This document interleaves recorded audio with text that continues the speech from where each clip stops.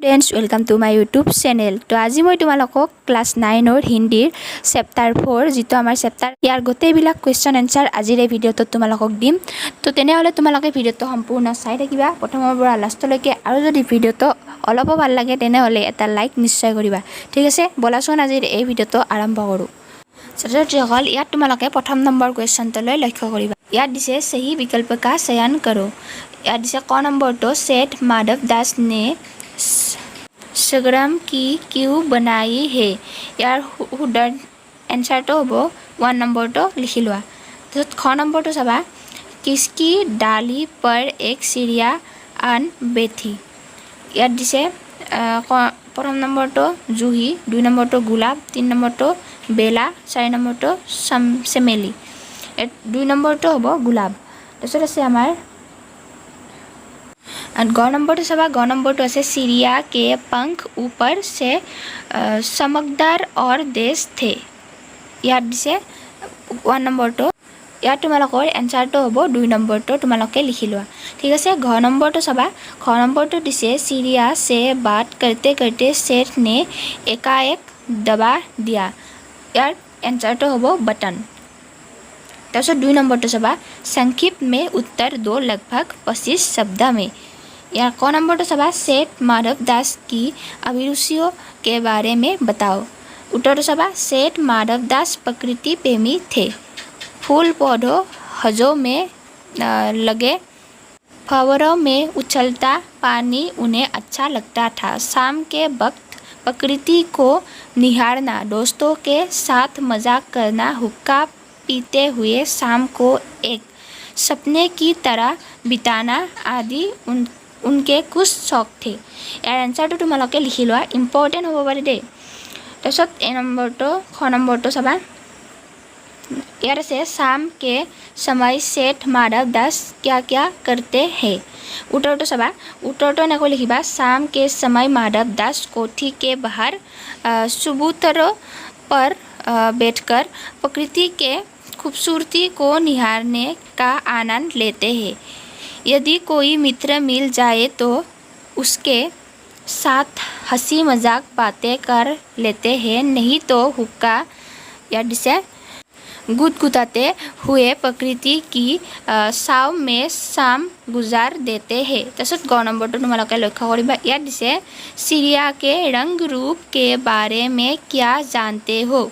उत्तर तो एनेक लिखिबा चिड़िया देखने में बहुत सुंदर थी, उनकी गर्दन लाल थी और गुलाबी होते होते किनारे पर जरा जरा से नीली थी। उसके पंख चमकीली थे और शरीर पर विचित्र चित्रकारी थी।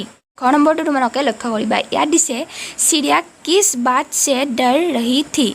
उत्तर तो चाबा उत्तर तो दिसे चिड़िया डर रही थी कि शाम ढलने को है, अभी अंधेरा हो जाएगा और रात या दिसे चाबा में वो राह भूल जाएगी। देर होने पर माँ चिंता करेगी और उसकी राह देखेगी। 1 नम्बर तो तुम्हारे लक्ष्य करिबा। इतना दिसे तू सोना नहीं जानती।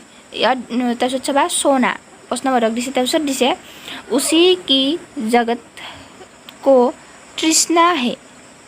तरह दिसे आश्रय संक्षिप्त करो।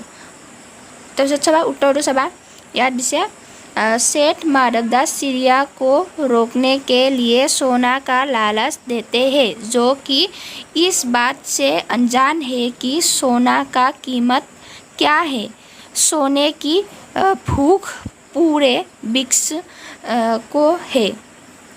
ठीक है उसके लिए वो कुछ भी कर सकते हैं। सोने के लालच पाने को किसी भी हृदय तक ले जा सकते हैं।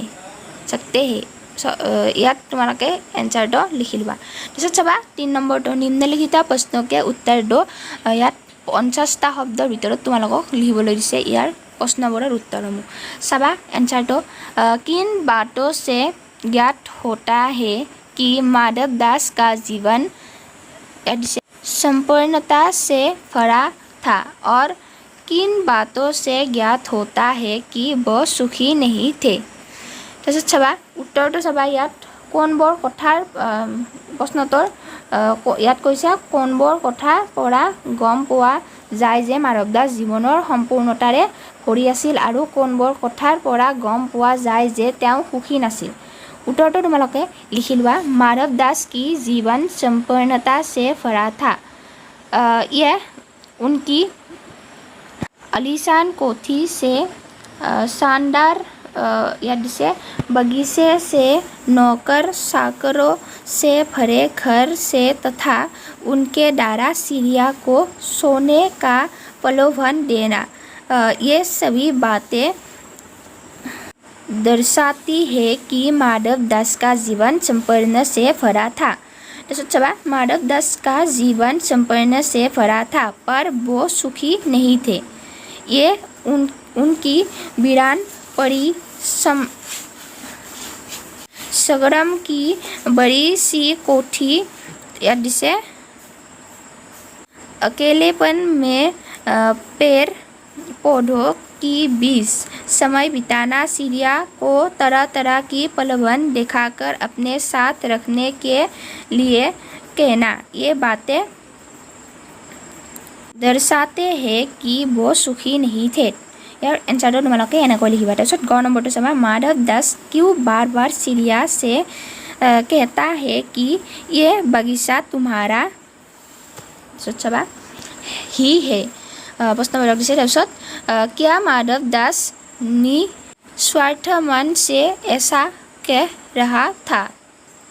ইয়াত চাবা মাধৱ দাসে কি চৰাইজনীৰ বাবে বাৰে বাৰে কৈছিল যে এই বাগিচাখন তোমাৰে হয়। মাধৱ দাসে নিস্বাৰ্থৰ মনেৰে এনেদৰে কৈছিলনে? উত্তৰটো এনেকৈ লিখিবা। माधव दास सीरिया को बार बार कहते हैं कि ये बगीचा तुम्हारा ही है, इसमें ही रहो, तुम्हें यहाँ जो सुख मिलेगा वो तुम्हें कहीं नसीब नहीं होगा। ठीक है। तरह कैसे माधव दास बार बार सीरिया को अपना अकेलेपन दूर करने के लिए ऐसा कहते थे।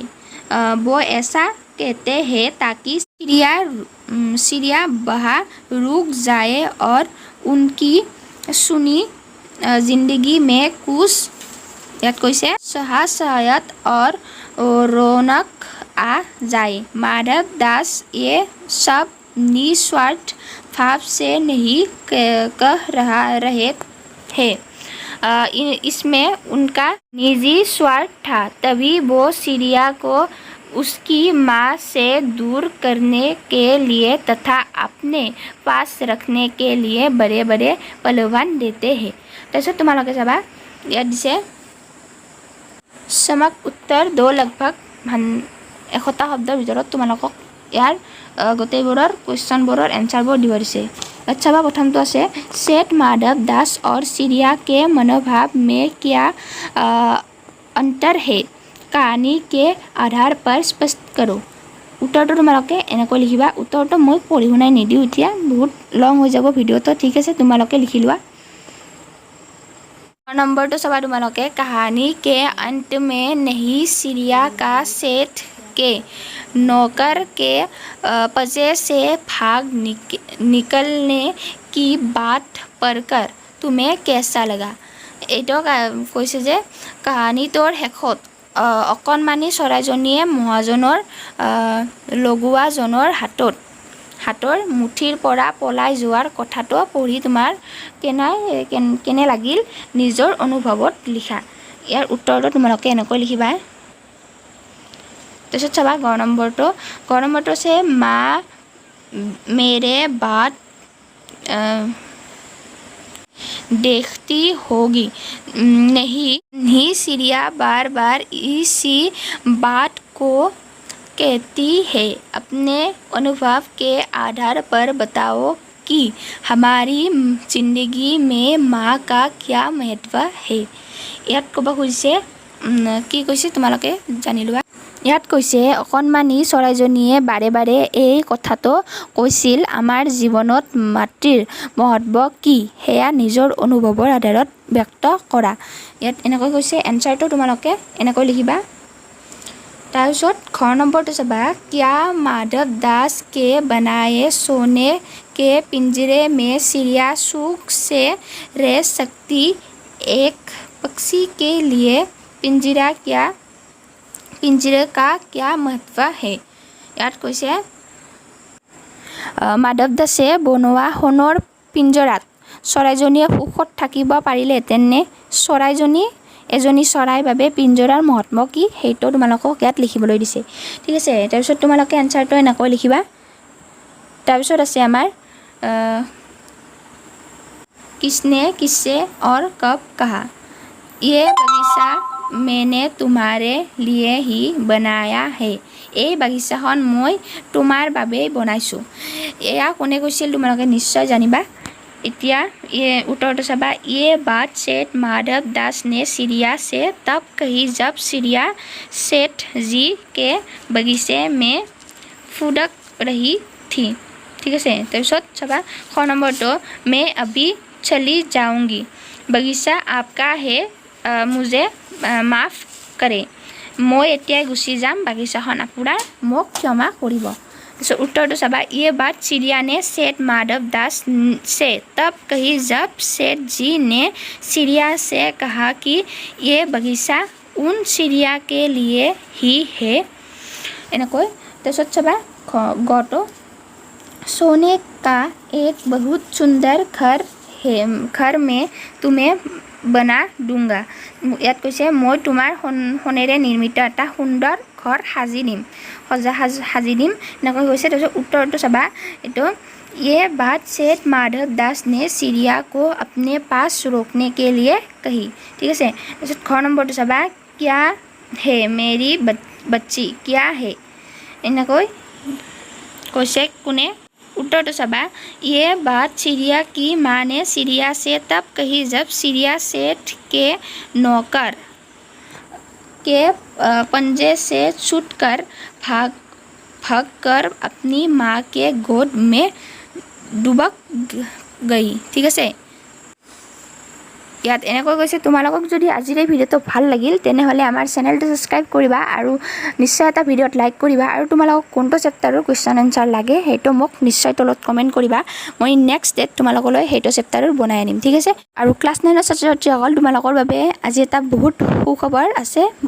তোমালোকে মোবাইল পাবা। তোমালোকে বোধহয় জানিছাই কেনেকৈ কিমান দাম, কি কৰিব লাগে, তোমালোকে মোবাইলটোৰ কাৰণে কি দিব লাগে, সেয়া চব আমি এটা ভিডিঅ' বনাই কৈ দিছোঁ। সেইটো ভিডিঅ' যদি তোমালোকে চোৱা নাই, এইটো তোমালোকে স্ক্ৰীনত দেখা পাবা, তাৰ পৰা তোমালোকে চাই লোৱা। ঠিক আছে, আৰু ইয়াত দুটা ভিডিঅ' আছে, এটা ইণ্টাৰনেট ফ্ৰী পাবা আৰু এটা মোবাইল। দুটা ভিডিঅ' তোমালোকে চাই লোৱা, জানিব পাৰিবা কেনেকৈ তোমালোকে এইখিনি লাভ কৰিব পাৰিবা। ঠিক আছে, আজিলৈকে এইখিনিয়ে, ধন্যবাদ।